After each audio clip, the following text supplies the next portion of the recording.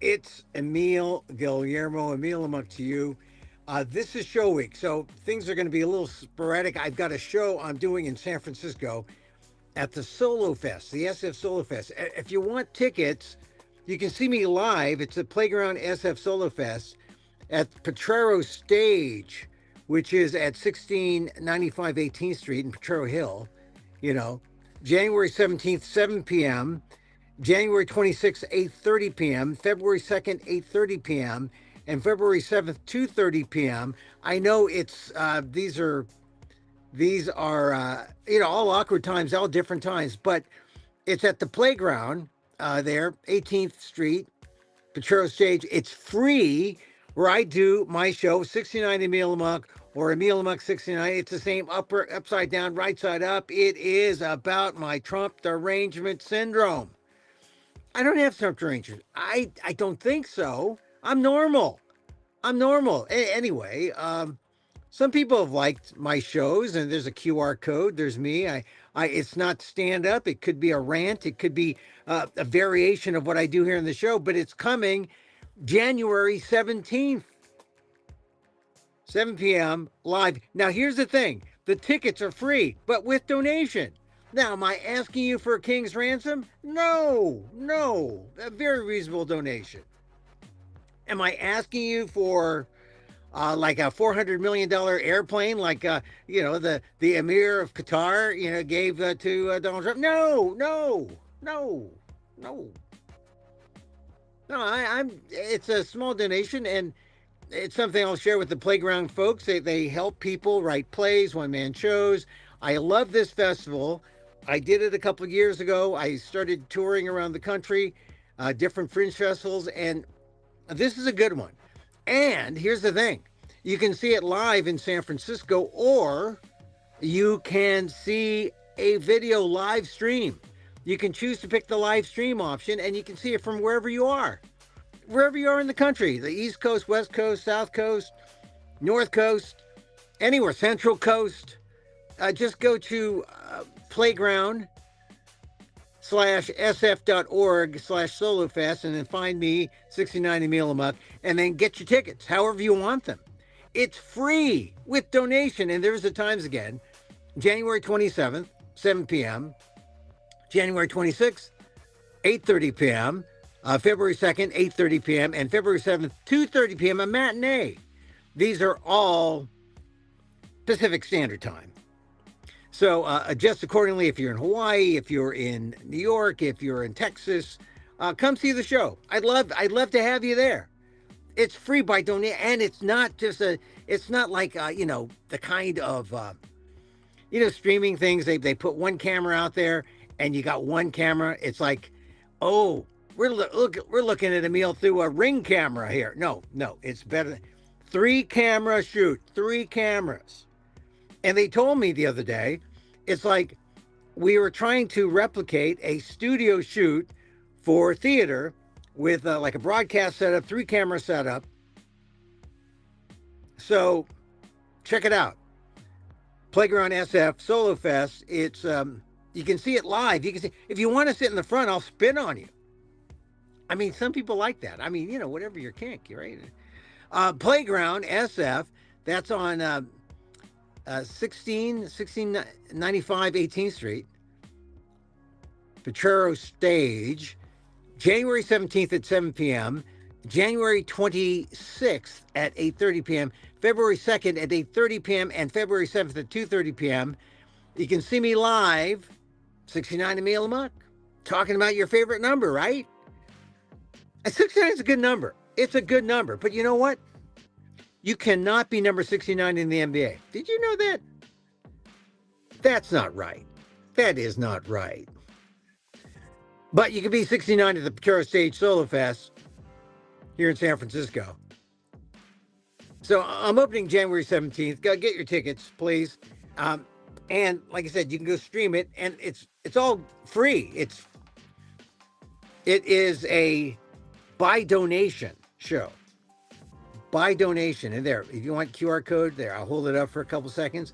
Oh, I got to get out my phone, Emil. I got to get it. Yeah, get out your phone. Okay, now click or hold still, Emil. Hold still. Okay, I'll hold still.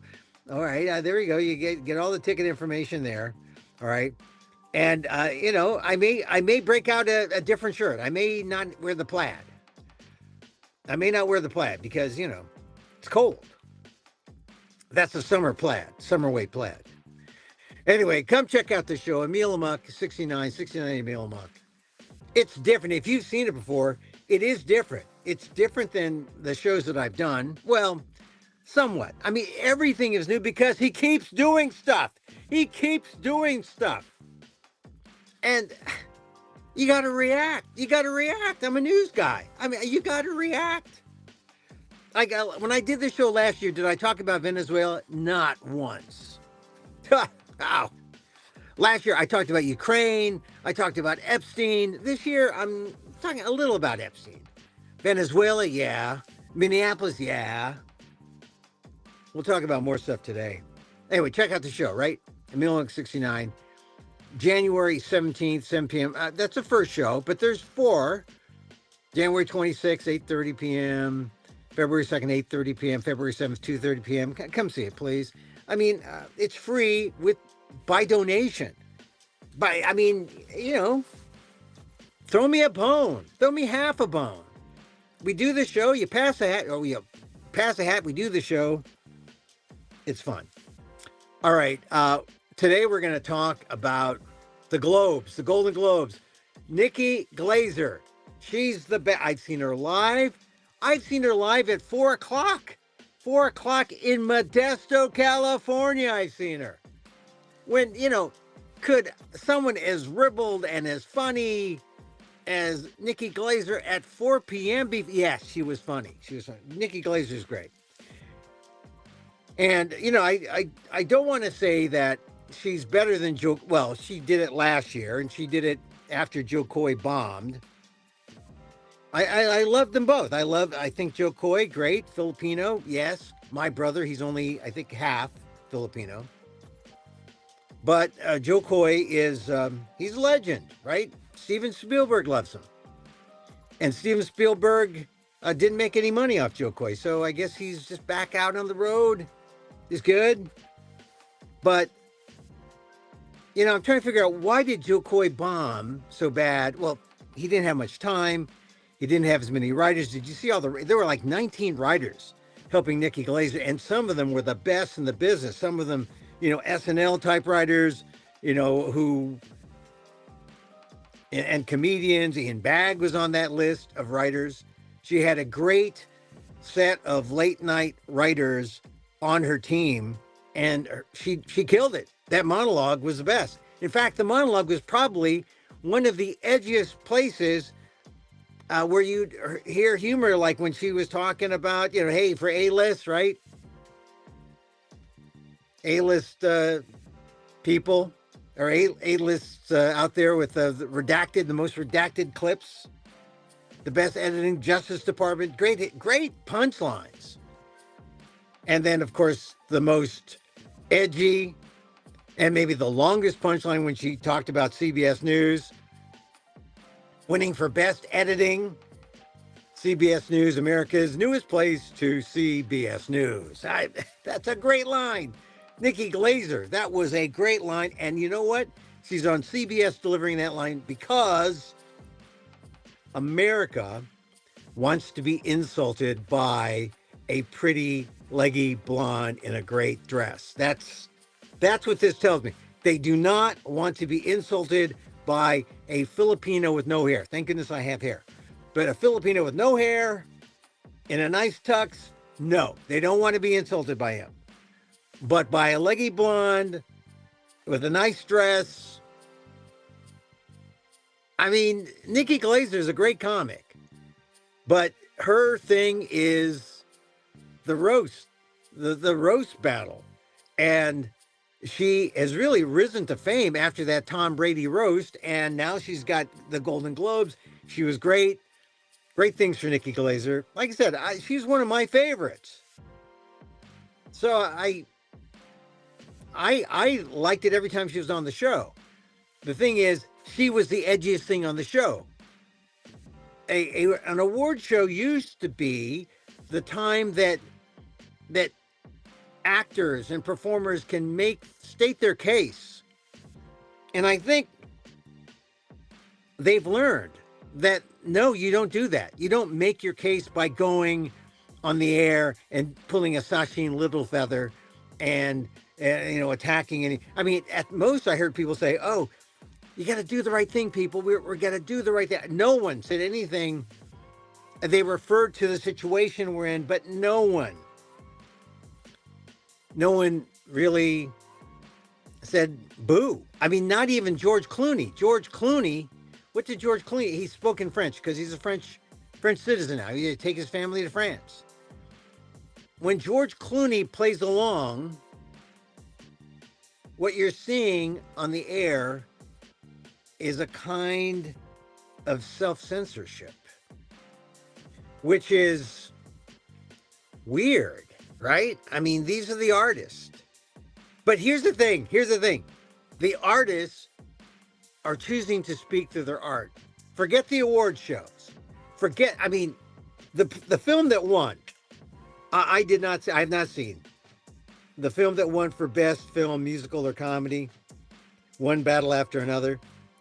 I haven't seen it, but I was told, my wife was telling me, "Oh, well, that's a comedy?"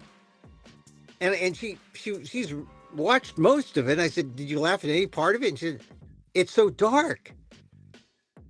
And I think the artist chose this year to let their art speak for itself. You want to know where we stand? Watch our art. Because, I mean, a film about anarchists, One Battle After Another, that won for best film, musical, or comedy, that says something. But watching the Globes and seeing the acceptance, you did not get this feeling that they were happy. Thank you very much. Golden Globes. And, it just was that kind of self-censored kind of, is it a sellout? Look, here's the thing about the Globes. The Globes used to be run by the Hollywood Foreign Press. The Hollywood Foreign Press sold out to Dick Clark. Dick Clark sold out to the Penske organization. The Penske organization knows nothing about film, but they know about money. They know about advertising. They know about getting a vehicle, because they're vehicle folks, right? The Penske group.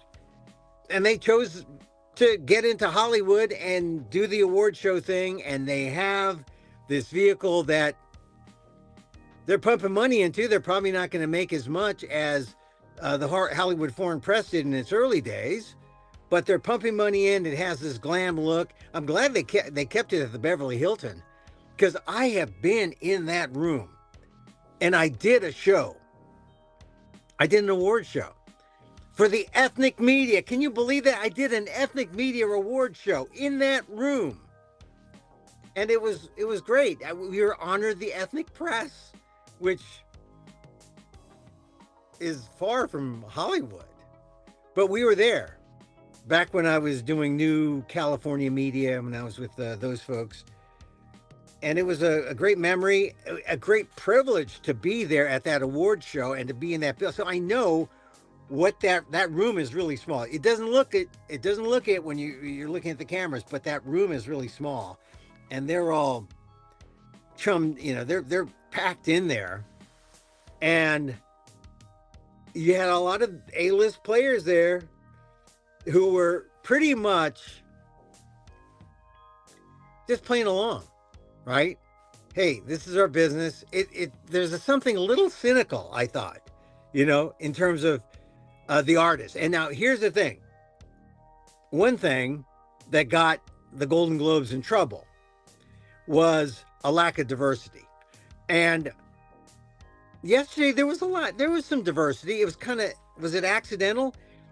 Ryan Coogler should not have been shoved off in the commercial category, because that Sinners was a great film.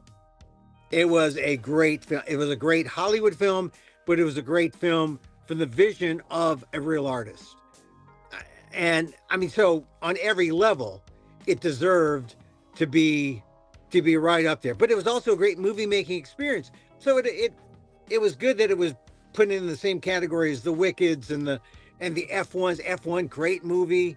great Hollywood style movie. But there was something about Sinners that really, it was a mash up of genres, but also spoke to the soul of being a a minority, a black person in America at that time. I thought it was a great film. I love Sinners. I thought it shouldn't be put off in the commercial category, but it made so much money. And even Ryan Coogler came up and said, "Hey, thank you for coming out to see us. You know, we knew we had the backing of Warner Brothers, but thank you for singing." And I'm thinking of Ryan Coogler, man, what a talent, right? If you followed his career from Fruitvale Station, right, writing about Oscar Grant, writing about Oakland, that was a diversity moment when he got up. And did he get, I mean, I guess he just went up and said, "Hey, here I am, African American, director on top of the world in Hollywood."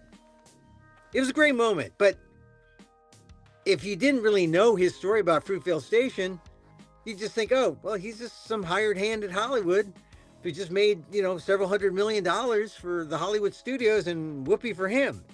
No, Sinners was a great movie. It was a great film. Coogler is an auteur. He's one of the greats. He's an African American director, and I just didn't want to see him shortchanged, right? By being put in his movie being put in that ultra Hollywood category. Although it says something, right? You could be as independent and as low budget, and you could still be great. Anyway, diversity. It was sort of incidental. Chloe Zhao for Hamnet. I did not see Hamnet. I guess it's going to come out to the Heatherlands at some point. I haven't seen it, but I'm curious. She's a great director, and she got up there. She talking about the humanity of film. That's great. I love the fact that there was the K-pop star who won. She plays MJ. What did she say? She said she just reminded people, if you're about trying your hand at showbiz, she just reminded people that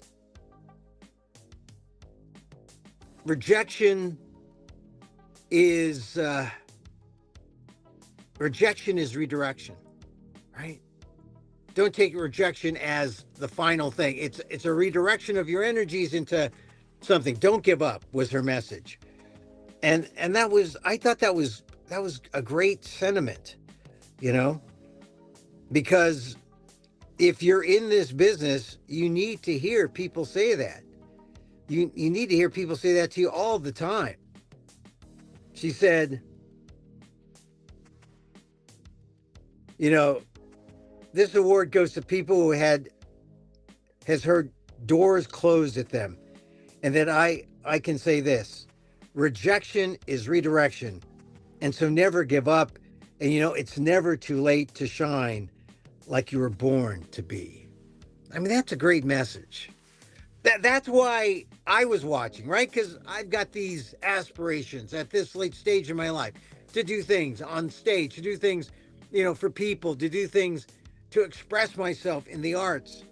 And I hear these people in these big productions, like, K-pop or, that movie, right? And like Sinners.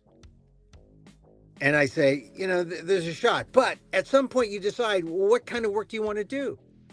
Do you want to do the massive commercial stuff, or do you want to do something a little more edgy? And I heard Nikki Glazer talk about her monologue saying, "Hey, comedy's got to be a little edgy." And she was the edgiest last night because everyone else was sort of on good behavior. But their films are not necessarily on good behavior. Their films were pretty edgy. So they're letting their films talk, and they're collecting the hardware, and that's good. Speaking of hardware, Ricky Gervais did not show up to pick up Best Stand-Up, which I thought, well, he used the Globes to maintain his popularity. One of Sykes accepted it on behalf of God and trans. It was a funny speech or funny comment by Wanda Sykes. I love Wanda Sykes. Funny. And she went through all the different people who were nominated, and the one who won didn't show up. The one who probably were curious because he's given the Globes a lot of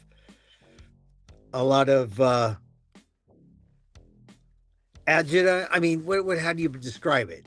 I mean, he caused controversy, and they invited him back a couple of times. He went back and he did more, but I think the Globes have found their person in Nikki Glaser, and I hope she keeps doing it. She's funny because America has spoken. This is who America wants to be insulted by: a blonde, leggy comedian who you like, and you'll accept it from her, but you won't accept it from a bald Filipino guy. I'm not saying she's not good. She's good, but she is the preferred insult giver. I want my insults coming from Nikki Glaser. That's it. Nikki Glaser can insult me all day. She called me an old man. She called me just insult away.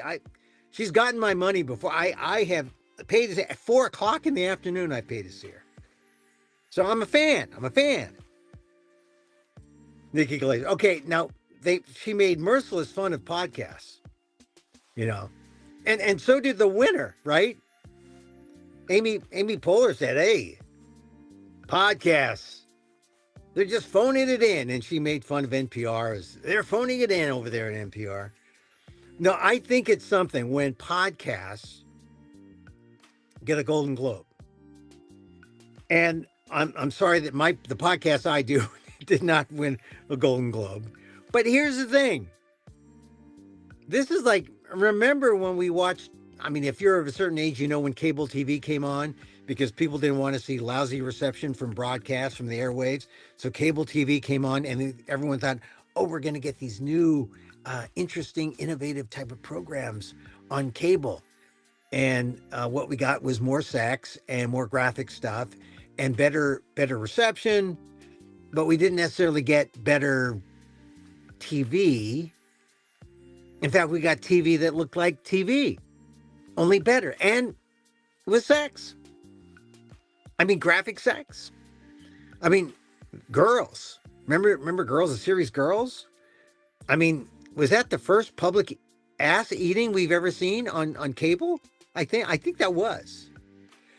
So I just think that what we're seeing now, with the podcast form maturing and people paying millions of dollars for podcast ears because they're advertisers or advertiser targets, we're seeing the podcast field being taken over by, who were the nominated folks? Spotify, Sirius. They're all big companies, all companies that are trying to boost up, the whole podcast realm. You don't need much to start a podcast. But if you're going to spend millions, you got to justify spending millions by putting millions into podcasting and making podcasting sound and look like big time broadcasting. Therefore, undoing the democratization of podcasts, which is, I think, a sad thing. It's a sad thing.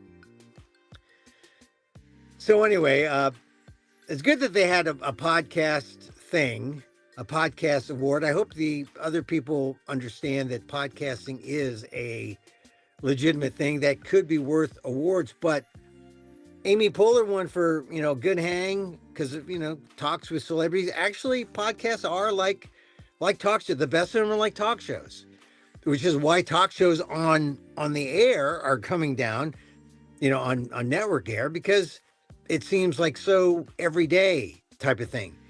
Great podcasts, interviews with celebrities right now.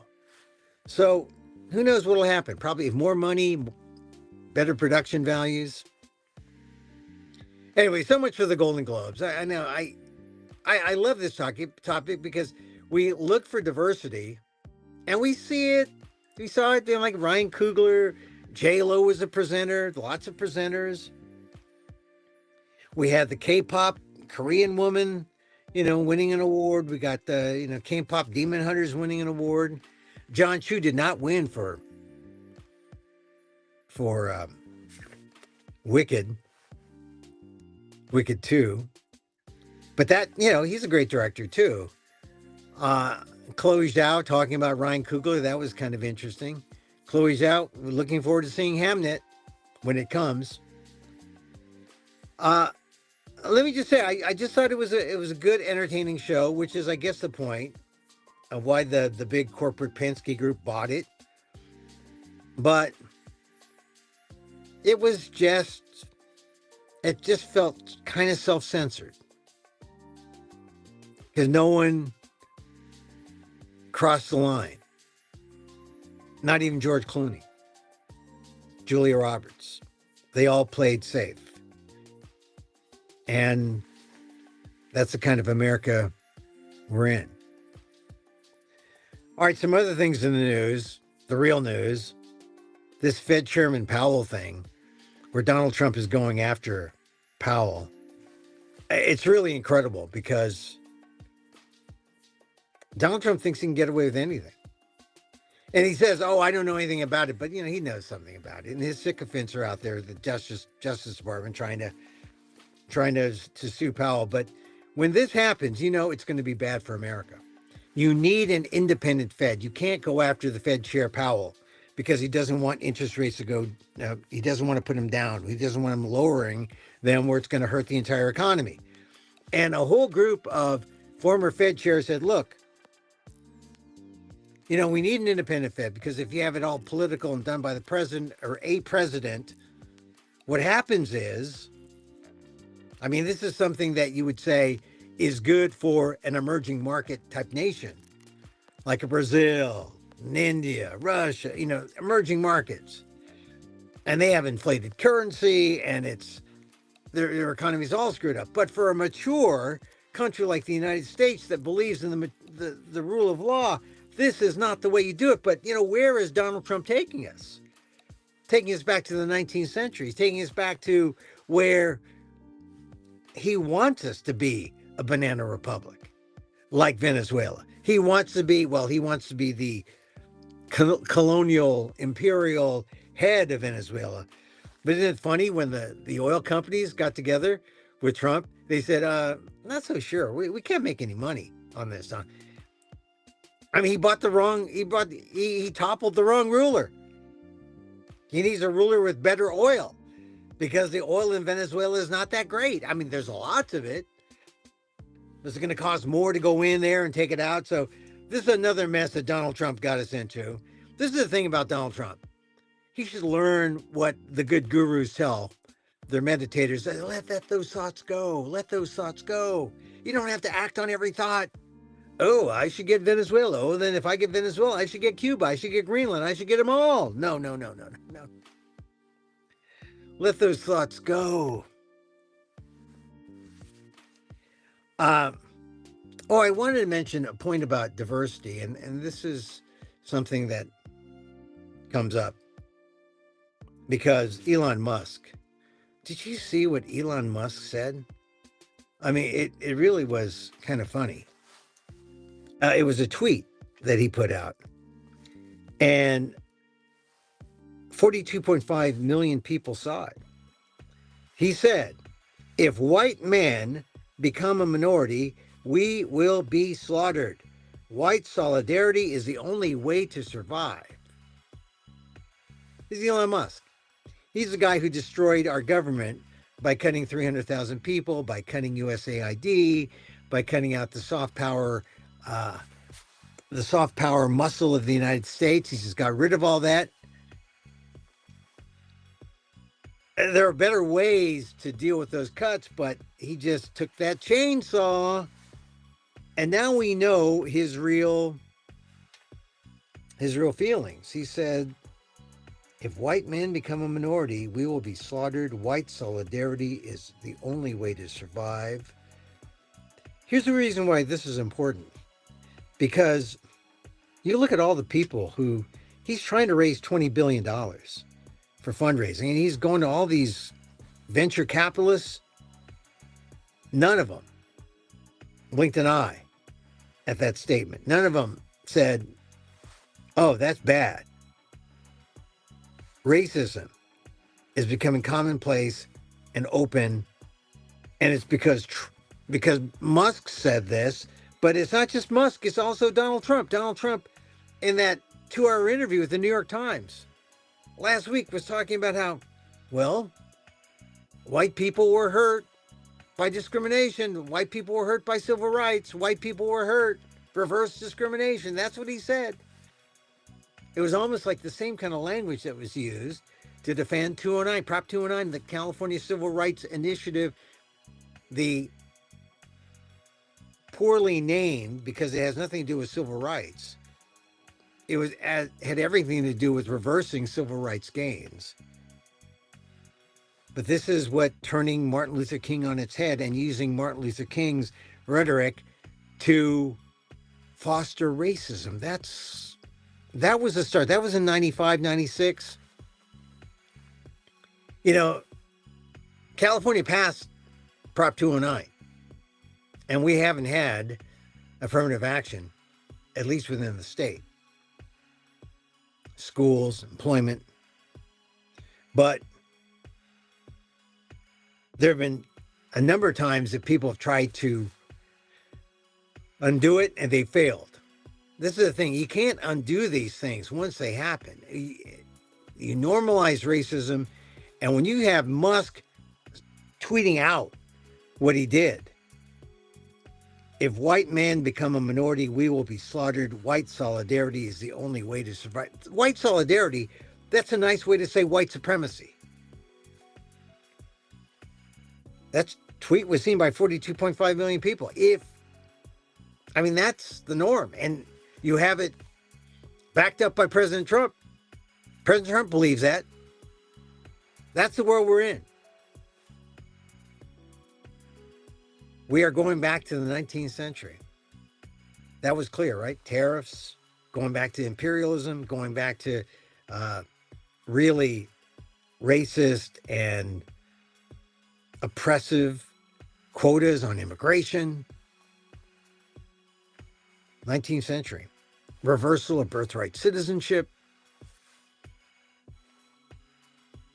And no one pushes back.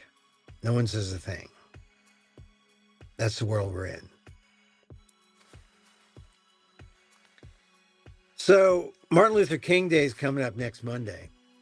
Think about that. Think about content of character versus the color of skin. Looking at a person. I was talking to an agent yesterday, and I asked him about non-traditional casting. I said, Donald Trump is reversing DEI. Non-traditional casting meant Emil Guillermo, could be cast as a white guy in some things. And he said, I don't want to speak about DEI. He said, but I don't see you as a white guy.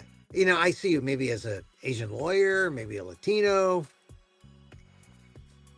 And my question was about, are there parts, more Latino parts, more Asian parts? He didn't answer that. So this goes back to my talk about the globes. Politics. The politics of all this, of race. It's an issue, whether you want to admit it or not. All right, some of you were football crazy this weekend. 49ers, wow, what a game, huh? They beat the Eagles. Eagles deserve to lose. Chicago Bears played a pretty good game, but they're going to play the Rams. And the 49ers are going to play the Seahawks. That's going to be a good game. They're playing when I'm on January 17th over at the Patera Stage. I think. I'm not sure. Maybe it's an afternoon game. Maybe. But all I know is I've been watching football, watching the coverage, And the one game, the Chicago Packer game, someone made note of how the Chicago Bear coach just gave a cursory glance at the other Green Bay coach, showing really poor sportsmanship. Then went back into the locker room and said, "I hate the Packers, F the Packers." I mean, he just really was laying it on. And this commentator I saw said, "Hey, I love this. This is the way it is. This is where football crosses over into society. I love the hate. I love the hate." No, I don't love the hate. Hey, look, football's a distraction. But when football isn't a distraction and it becomes the model for your way of dealing with other people, hey, time to stand back and say, don't let football get in the way of a humane and solid life where you love everyone, where we work together.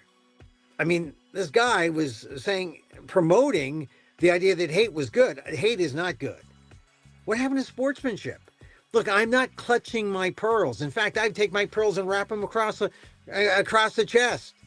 I'm not clutching my pearls. I'm just pointing out we don't need hate in our country. We don't need more division.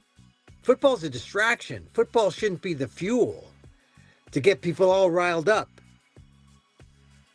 But apparently there are some people who really love it. Yeah, fan hooliganism. Yeah. Look, it happens in all sports. In San Francisco, about, what was it, maybe 15 years ago, fans, giant Dodger game, got rowdy. One man got really badly hurt. It happens in all sports when sports gets out of hand. And when I heard that, I said, it's out of hand. Because here's the lesson. The lesson is we are on the same team. We're on different teams. We're rooting for different teams when it comes to sports. But basically, we're on the same team. And we shouldn't confuse that idea. So anyway, all right. I guess that's it. That's it for our show today.